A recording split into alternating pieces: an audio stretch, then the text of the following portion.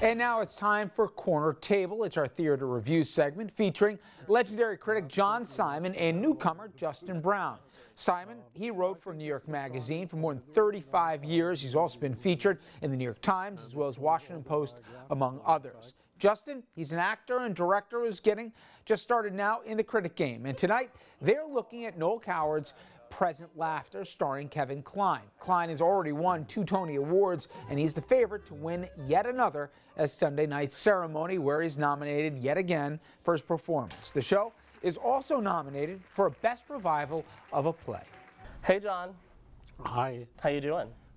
Not too bad. I like that. Well, John and I are here at Joe Allen, right around the corner from the St. James Theater. We're talking about Present Laughter. So, what are your initial thoughts? Well, I think it's a charming comedy. Noel Coward knew what he was doing, and it's sort of autobiographical, in fact, which gives it additional interest.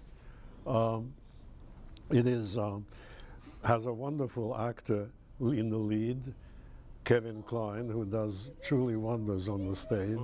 And they're wonders of speech, of movement, of timing, of demeanor, of attitude. It's a really rounded, in the best sense, kind of performance.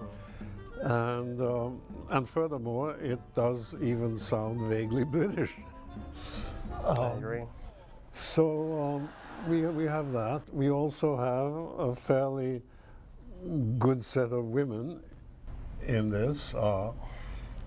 We've got Kate Burton. Well, yes. Christine Nielsen. And then the ever-annoying Kobe Smulders, in my opinion. But what about her? She's annoying. The sound of her voice, the way she looks. She's really pretty, but oh, God. I liked her best of all. Oh, God, John. Well, she sounded more British than, of course she's Canadian, but she sounded more British than the rest of them, and she had poise, and she had spirit, and she had speed. I mean, my problem with young actors on stage is, especially when they're paired with older actors who are regal and really command space and time, is that there's always a sense of something put on with young actors. I think that Kobe she does a good job of being, you know, this sprightly, young, kind of annoying individual on stage, but it's something about the sound of her voice, the way that she articulates the words that she says. Yes, the dialect work is superb, but there's something about the tin quality of the sound of her voice. Listen, you say that she's up against all the more impressive actresses. I think Christine, what am I trying to say, Nielsen is completely miscast. She is not over Christine, but over against her, because she doesn't really count. On the other hand, I mean, Kate Burton is fabulous. Kate Burton is okay. I've never been a great admirer of hers, but she does her job and she gets it done, and she looks decent enough. But there's nothing special about her. When you think what her lineage is, you expect more.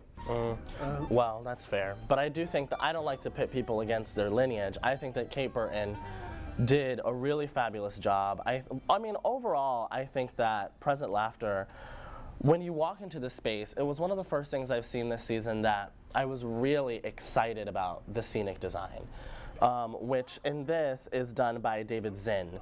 You go in there and you feel the money and you feel the aristocracy, and it's really lovely. It's really well done. It's a wonderful set, no question about it.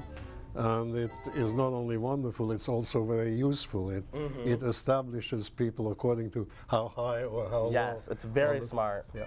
Which also, on behalf of Moritz von Stuhlnagel, I don't know, wish I could say his name better. Stuhlnagel.